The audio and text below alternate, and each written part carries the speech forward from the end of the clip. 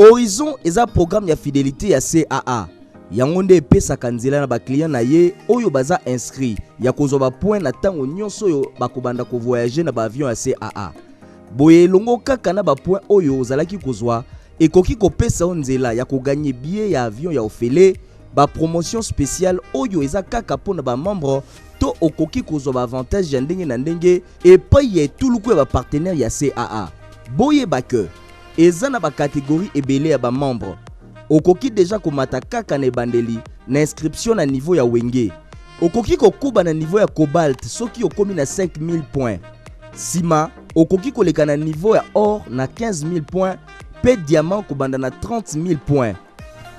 Eza na ndenge mibale ya kosinscrire na programme na biso ya fidélité. Ya liboso na nzela ya site internet na biso kende mbangu na www.caacongo.com. Sima beta esika bakomi créer mon compte, sima remplir formulaire o ekobima. Lolenge ya mibale ya kosinscrire na programme na biso ya fidélité ezali ya ko remplir formulaire oyo bakopesa yo na kati ya ba avion na biso na ba point de vente na biso ya ndenge na ndenge to na ba comptoir d'embarquement na aéroport. Sima inscription na yo nde okozwa notification na nzela ya SMS to pe email oyo ekopesa yo numéro na yo ya membre. Nzoka soki ozwi message oyo te otindeli biso message par email na horizon@caacongo.com to obengi na numéro oyo 082 000 2750. Pona kobakisa ba point ebele kende na point de vente CAA na tango ya kosomba billet. Pesa mbala moko numéro na yo ya membre, nom na prénom ndenge kaka batindelaka yo na confirmation. Soki obosani kosala yango na achat, okoki kosala yango na comptoir d'embarquement na aéroport. Okoki kotala solde na yo na lolenge mibale. Liboso, okoki kokota na site internet na biso pe okliquer na lien mon compte na page d'identification okomi numéro na yo ya membre pe okomi mot de passe. Boye okomona ba point na yo na likolo na côté gauche pe na droite. Lolenge ya mibale ya koyeba solde na yo eza kobenga biso na numéro 082 000 2750. Pona baye basombaka babie na biso na nzela ya internet. Sima ya kopesa ba identification na yo nyonso pe ba information ekoki kobosa na kopesa numéro na yo ya membre te pe ko remplir esika bakomi Air Miles number. Pona ba renseignement nyonso bobenga na numéro pe adresse email oyo eza affiché. Mbote na bino nyonso tofongo l'édition lelo pona kobisa bino ke gouverneur à Congo central mwana mboka Atu Matubwana Kuluki akitaki mikoleleki na Mayombe pona kopesa lancement ya ba travaux ya route nationale numéro 12 ba détail na reportage héritier Mapindemi.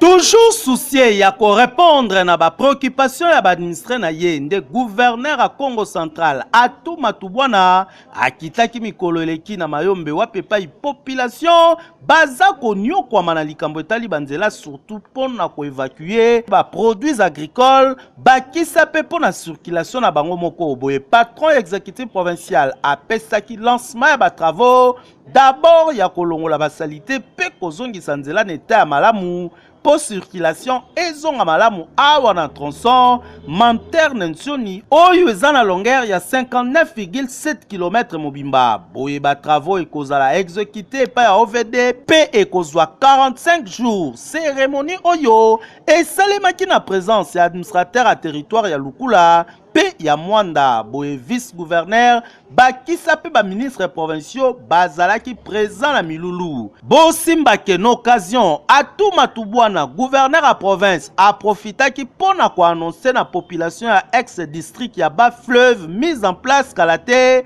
ya péage entre Matadi Boma na tina justement ya ko permettre na gouvernement central ya ko asphalter route nationale numéro 12 oyo pesa la compétence exécutive nationale. Pona lisolo muki esengel bosimba que route oyo sur le plan social et économique et alimentaka en tout cas ba grande centre-ville ya Congo central, ya Kinshasa pe quelques pays voisins lokola Angola pe Congo Brazzaville.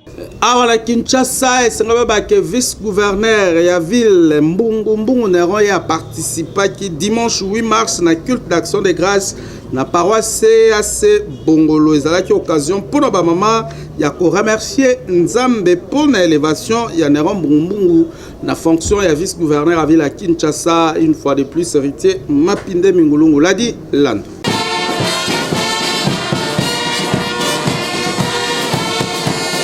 Nansima ya élévation na ye lokola vice-gouverneur ya ville ya Kinshasa ba mama ya CAC ba kokaki ko ngama côté na tina wana nde ba yambaki honorable Neron Mbungu bango nyonso dimanche 8 mars ba mama ya CAC ba yambaki ye na salle New Fonkobel oyo ezwami na quartier Kimbangu na commune ya Kalamu epai wapi mobange na culte d'action de grâce et salemaki pour na ko remercier nkolo par rapport ya élévation na ye bosimba ke ba mama ba tondi samaki na esengo komona ke vice-gouverneur malgré à mati niveau kasi azali toujours kotika likambo etali nzambe te boye ayembaki elongo na ba mama pasteur na cadre ya chorale na bango pe na sima ba pasteur nyonso basanganaki po na kotika honorable Neron Mbungu vice-gouverneur ya ville ya Kinshasa epai ya nzambe na ndenge ye azali élevé nzambe akoba tango nyonso na kotombola ye honorable Neron Mbungu fumabanga moyo vice-gouverneur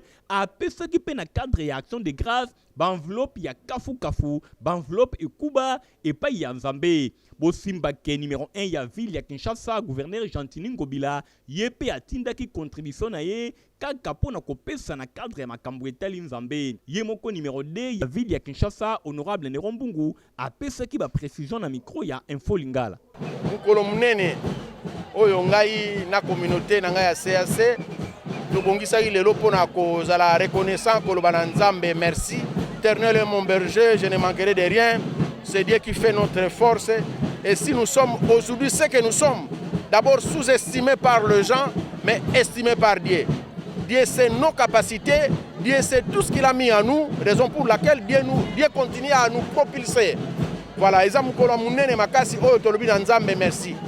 Donc voilà, en un mot, et puis ezali sous moi, maman. Le 8 mois de mars, nous sommes maman. Oui, que pour Yesu aya nzamba utiliser comme maman. Ba maman nde babota biso, ba maman nde bazanga na souci mingi ko le biso ba papa. Ba maman nde ba encadrer biso. Yango bomoni soko tali bilongi ya bat bazo sepela mingi. Ezaka ba maman pour pouvoir na ngeza pouvoir na bango.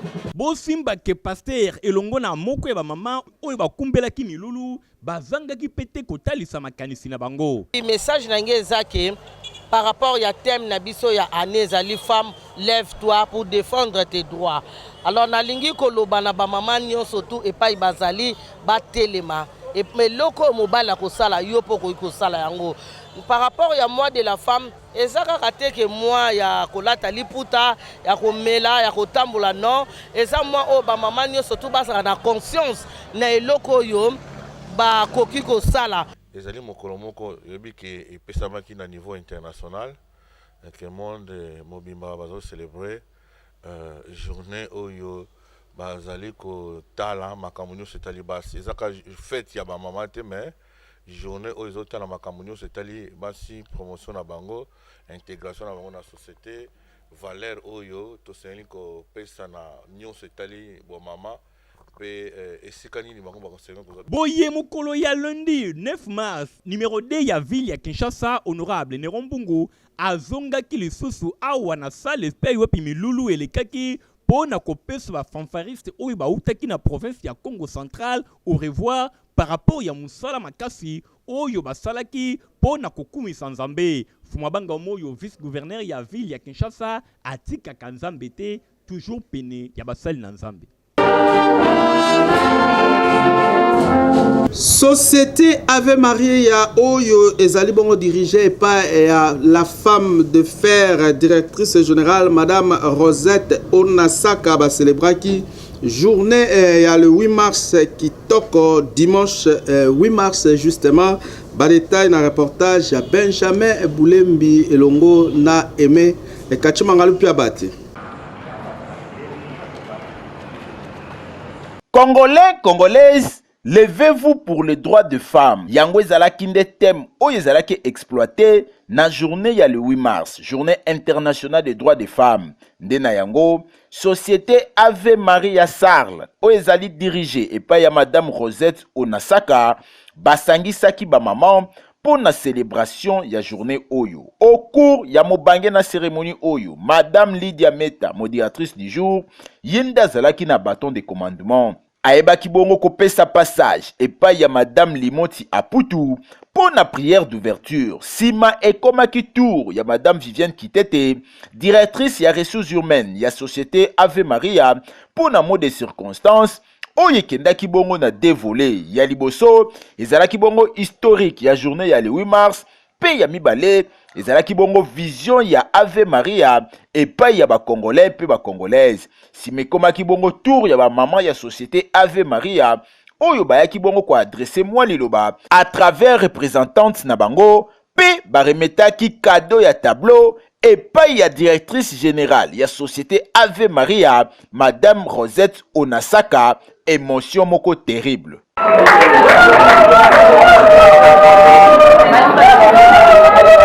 Côté Nayepe, Madame Viviane Kitete, directrice ya ressources humaines ya société Ave Maria, a pesi ba précision. Eloko na kosenga na basi banso ezali mwasi aza elembo ya bopeto, mwasi aza elembo ya bien-être. Yango na kosenga na basi banso ya mokili mobimba totia bopeto bisika binso tozali po soki toti bopeto te tokozala na kokoso tokozala na mikakatano ba maladi ndenge na ndenge binso tovandi bisika biso tozali tokokimisa monguna oyo aza maladi oyo aza epidemia kokima musika na biso. Ave Maria Sarl ezali société moko expérimentée pe spécialisée na ba travaux lokola nettoyage ba bâtiments, assainissement, jardinage, décoration intérieure et extérieure, import na export, commerce général, aménagement yaba espace, construction et génie civil. Ave Maria Sarl ezali na ba personnel moko très qualifié na quotidien. Yango ezwami bongo na avenue Kalemi numéro 37, local A1, premier niveau immeuble Mercure, toza bongo na commune à Gombe. Ave Maria, certaines touches sont plus étranges que d'autres.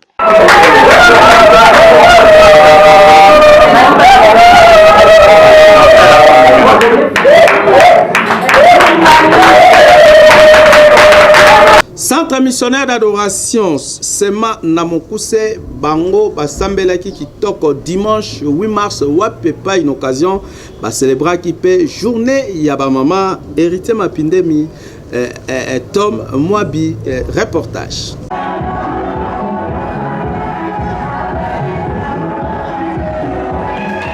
Culte dominical, il y a dimanche 8 mars à Wana Centre missionnaire d'adoration et les Kanaki Kitoko. Lokole coïncida qui na journée internationale de la femme, boye to mona kindenge bana ekodim basalaki défilé de mode quelques danses kaka ndenge ba image ou yuzali kotali sabino boye ba mama ya sema na ngambu na bango bayemba ki baloyembo ya ndenge na ndenge pona kozongisa matondo epai na kolo Nzambe. Pasteur responsable pe visionnaire ya centre missionnaire d'adoration le révérend Micho Olenga Kunga ayaki kozwa maloba wapi tout d'abord azangaki te ko souhaiter bonne fête na ba mama nyonso ya sema asengaki na bango bayeba toujours na kokoba denge basalaka pona ko soutenir misala ya Nzambe pe ba exceller na ba domaine ya ndenge na ndenge oyo bazali na yango. Thème naye ezalaki boye porter la croix tiré na livre de Philippiens chapitre 3 verset 7 à 9.